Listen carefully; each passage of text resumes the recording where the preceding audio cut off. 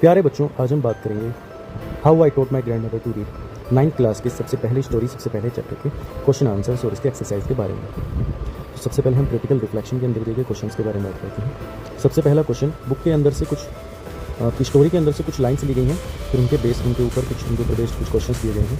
Then read the steps given below and answer the questions that follow. तो आपकी book के अंदर से कुछ लाइन्स हैं। When I came back to my village, I saw my grandmother in tears. I was surprised, for I had never seen her cry, even in the most difficult situations. What had happened? I was worried. Avva, is everything all right? Are you okay? I used to call her Avva, which means mother in the Kannada, spoken in North Karnataka. She nodded but did not reply. I did not understand and forgot about it. In the night after dinner, we were sleeping in the open terrace of our house. It was a summer night and there was a full moon. Avva came and sat next to me. Her affectionate hands touched my forehead. जरा इस extract के ऊपर जो question किए गए उनके बारे में बात कर लेते हैं। तो सबसे पहला क्वेश्चन है, complete the following sentence with the appropriate option. The phrase never seen her cry in the most difficult situations tells us that the grandmother was strong willed. ये कहता है कि ये जो शब्द या जो एक फ्रेज इसमें आया है, never seen her cry in the most difficult situations, ये क्या बताता है? तो ग्रैंडमदर के बारे में बताता है कि वो बहुत ही स्ट्रॉन्ग विल्ड लेडी थी। नेक्स्ट में ये फिल इन द ब्लैंक्स है। Grandmother did not reply when the narrator asked if she was alright because she might have been too much या टू इमोशनल। वो टायर्ड नहीं थी, इमोशनल थी अपना जवाब देने में, to respond. Identify the clue from the extract that indicates a rural setting. ये जो ऊपर एक्सट्रैक्ट हमें दिया गया है या जो स्टोरी से हमें लाइन्स दी गई हैं, इनमें किन लाइन से ये पता लगता है कि ये जो सेटिंग थी, इस पूरी स्टोरी की जो सेटिंग्स बिठाई गई थी वो ट्रेडिशनल कस्टम से थी, यानी कि ग्रामीण इलाके से आती हैं। तो ये लाइन्स बताती हैं, in the night after dinner we were sleeping in the open terrace of our house. वो लोग रात में छत के ऊपर सोते थे खाना खाने के बाद में। ऐसा अधिकतर गाँव में देखने को मिलता है, क्योंकि शहरों में तो सब लोग घर के अंदर ही अपना AC या पंखा ऑन करके सोते हैं। This line from the extract clearly shows a rural setting with traditional customs. Which lines of the extract establish a tender atmosphere? The lines, Avva came and sat next to me. Her affectionate hands touched my forehead, create a gentle and warm atmosphere. Next question है, fifth question. Which of the following aspect is not emphasized in the given extract? इन चार option में से किस बात पर सबसे अधिक emphasise नहीं किया गया है उसको बताने को। Grandmother's regret over her lack of education. Grandmother ने कभी भी पश्चाताप नहीं किया इस बात को लेकर, वो कभी भी दुखी नहीं थी कि उनको एजुकेशन की कमी हुई या एजुकेशन उन्हें प्राप्त नहीं की, बल्कि वो स्ट्रॉन्ग विल थी कि मुझे तो एजुकेशन चाहे इस उम्र में ही क्यों न करनी हो, पर मुझे पढ़ाई करनी है तो मैं जरूर करूँगी। नेक्स्ट क्वेश्चन है, इसमें भी एक एक्सट्रैक्ट दिया गया है, उसके ऊपर ही कुछ question. I have decided I want to learn the Kannada alphabet from tomorrow onward. I will work very hard. I will keep Saraswati puja day during Dussehra as a deadline. That day I should be able to read a novel on my own. I want to be independent. I saw the determination on her face. Yet I laughed at her. Avva, at this age of 62, you want to learn the alphabet. All your hair is grey, your hands are wrinkled, you wear spectacles, and you work so much in the kitchen childishly. I made fun of the old lady, but she just smiled. For a good cause, if you are determined, you can overcome any obstacle. I will work harder than anybody, but I will do it. For learning, here is no age bar. Then first question है, what is the grandmother's statement I want to be independent reveal about her character. तो जो line है I want to be independent, grandmother के बारे में क्या बताता है कि सी desire self sufficiency.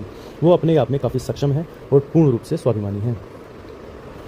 Next question है, fill in the blank. The grandmother's determination shows that learning has no age limit.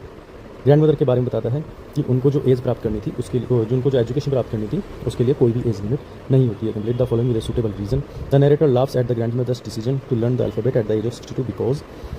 Narrator क्यों हंसी जब ग्रैंडमदर ने डिसाइड किया कि मुझे 62 की एज में भी पढ़ाई करनी है? तो कहता है कि the grandmother was already an old woman and education would be of little use in her future.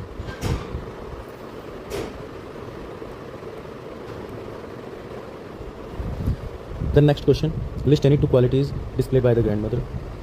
C wanted to be independent and was strong willed. वो इंडिपेंडेंट होना चाहती थी और वो एक स्ट्रॉन्ग विल्ड की लेडी थी।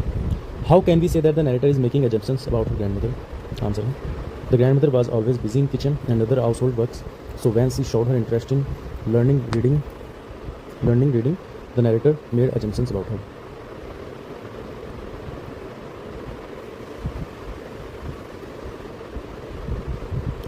इसके बाद में आपके इस चैप्टर के मेन क्वेश्चंस आते हैं। Answer the following questions. सबसे पहला क्वेश्चन है, why do you think the grandmother felt embarrassed to ask someone else to read to her while the narrator was away.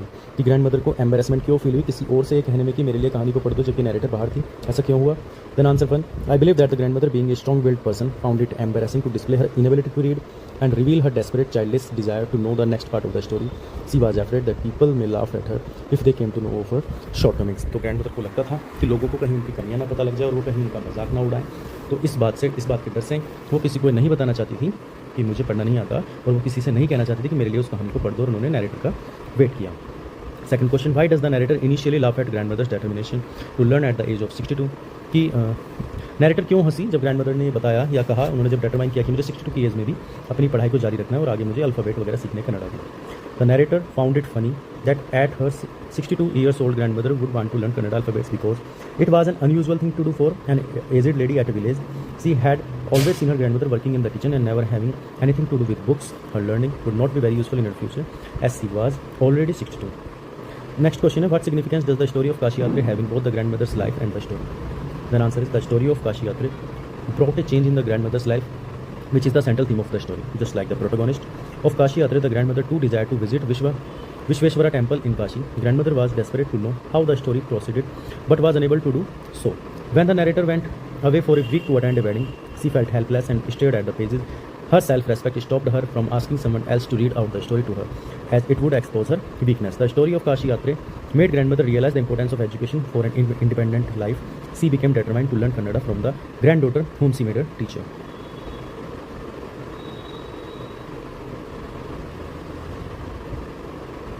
Fourth question, what does the grandmother's desire to learn the Kannada alphabet reflect about her? The answer, the grandmother's desire to learn at 62 reflects her strong independent spirit. It also reflects her intelligence, enthusiasm, and determination to overcome the barriers despite her age and responsibilities in the household. What lessons can we infer from the grandmother's action of touching the narrator's feet? The feet touching action of grandmother shows that the teacher is respectable and honorable in all the form despite of its age, gender, caste, race, etc. The grandmother's humility and respect towards Indian tradition is reflected through her actions. What does the following line tells us about the broader theme of the story? For a good cause, if you are determined, you can overcome any obstacle. The above mentioned line tells us that willpower is extremely important for us. For success, a person with determination, positive outlook, and solution-oriented mindset will find out a solution of each problem which comes in the path of success. Education is a lifelong process, and the grandmother's determination helped her gain education and independence at the age of 62. Seventh and the last question is, how effectively does the story highlight the value of education in supporting person's independence? The main theme of the story is value of education is becoming self-reliant. The story through the grandmother's realization that everything is useless is one of, if one is illiterate and dependent, is very effective in making people realize the importance of being educated. In question से अलग आपके इस chapter में कुछ और questions भी दिए गए हैं जो कि बेसिकली आपकी टेक्स्ट बुक के क्वेश्चन है और आपको नोटबुक में नहीं करने हैं। ये आपके अंडरस्टैंडिंग और आपस में डिस्कशन के लिए हैं। जैसे कि सबसे पहला क्वेश्चन है, why is it important to learn how to read and write. तो ये आपको आपस में डिस्कस करके अपने सब्जेक्ट टीचर के साथ डिस्कस करके क्वेश्चन को करना है। इस क्वेश्चन में आपको बेसिकली सिनोनिम्स ढूंढने हैं। जैसा कि आप देख सकते हैं, सबसे पहला वर्ड है प्रोटैगोनिस्ट। तो प्रोटैगोनिस्ट कहते हैं बेसिकली मेन कैरेक्टर या उस किसी स्टोरी के हीरो या हीरोइन को। सेकंड है डिबेट। डिबेट हम कहते हैं इसको किसी तरह के डिस्कशन को, किसी हेल्दी डिस्कशन। एपिसोड होता है हमारा a part of story. Community हम कहते हैं people living in particular area. Then है कंसंट्रेशन हम फोकस को उसके लिए यूज़ करते हैं। ईगरली किसी चीज़ के लिए बहुत ज़्यादा एक्साइटमेंट होना। कन्विंसिंग किसी को अपने विश्वास में लेना, यानी कि बिलीवेबल होना। और लास्ट है गाइडेड का मतलब होता है किसी तरह की कोई इंस्ट्रक्शंस देना। नेक्स्ट कोज एंड इफेक्ट के बेस पर क्वेश्चन है। आप यहाँ पर वीडियो को पॉज करके भी इस क्वेश्चन को कर सकते हैं। किस कोज का क्या इफेक्ट रहा, किस घटना का क्या इफेक्ट रहा, उसके बारे में यहाँ पर बताया गया। बेसिकली आपकी स्टोरी की अंडरस्टैंडिंग को दिखाता है क्वेश्चन। इसके बाद में ये आपके ट्रू एंड फॉल्स के बेस्ड क्वेश्चन है।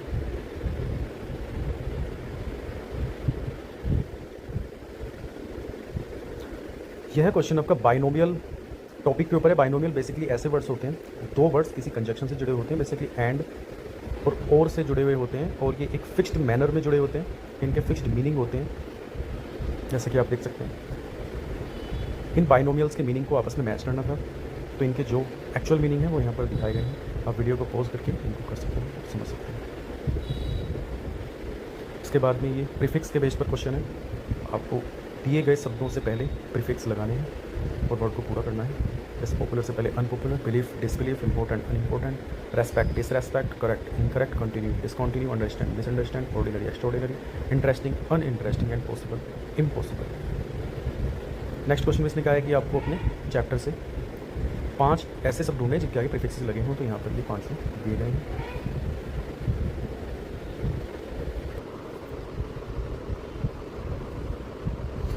नेक्स्ट क्वेश्चन में आपको कुछ इडियम्स के बारे में बताया गया है।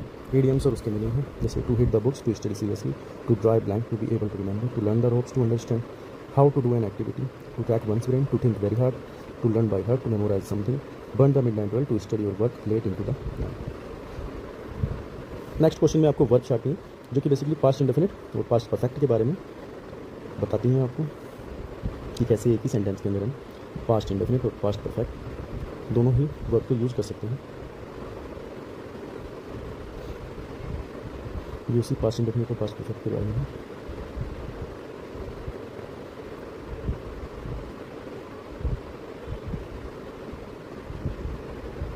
राइटिंग टास्क के अंदर आपको एक लेटर लिखने के लिए बताया गया है।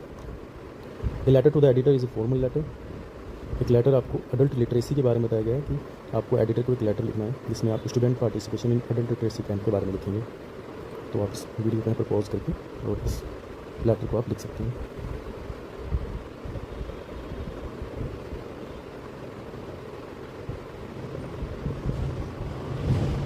कुछ जीके के जनरल पॉइंट्स आपको दिए गए हैं, इनको भी आप पढ़ करके समझ सकते हैं। इसी के साथ बच्चों आपका चैप्टर खत्म होता है। मिलते हैं नेक्स्ट वीडियो में।